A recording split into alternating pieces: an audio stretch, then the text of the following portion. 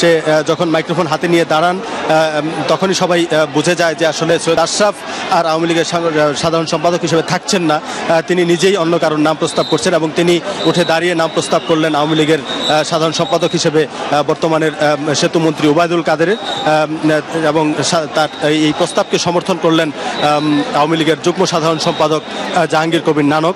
এবং তারপরেই এই দুই পদের যে নির্বাচন প্রক্রিয়া সেটি শেষ হয়, তাদের দুজনকে নির্বাচিত ঘোষণা করে নির্বাচন কমিশন।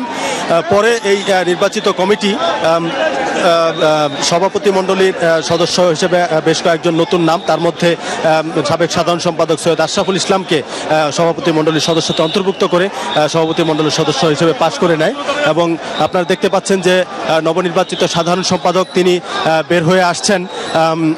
আমরা একটু চেষ্টা করে দেখি যে তার সাথে একটু কথা বলা যায় কিনা, যে তার অনুভূতিটি কি। এর মধ্যে একটু চেষ্টা করে দেখি যে নতুন সাধারণ সম্পাদক ওবায়দুল কাদের তার বক্তব্য আপনাদের একটু শোনাতে পারে কিনা।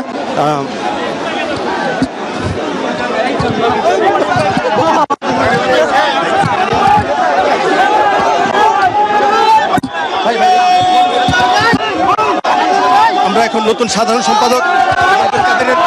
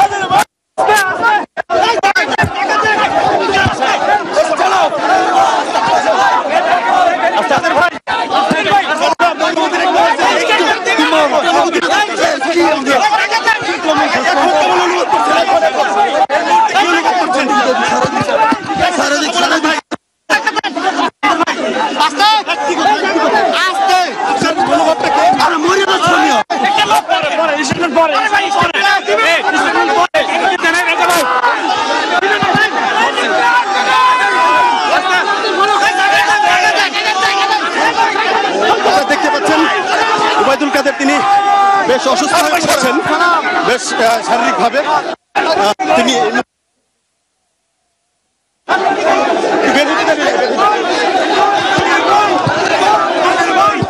এই মুহূর্তে কোনো কথা বলতে রাজি হননি।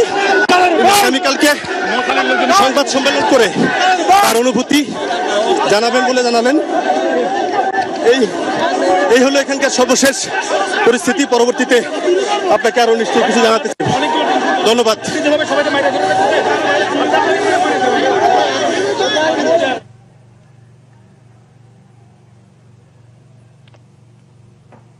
জুনায়েদ, আপনাকে ধন্যবাদ।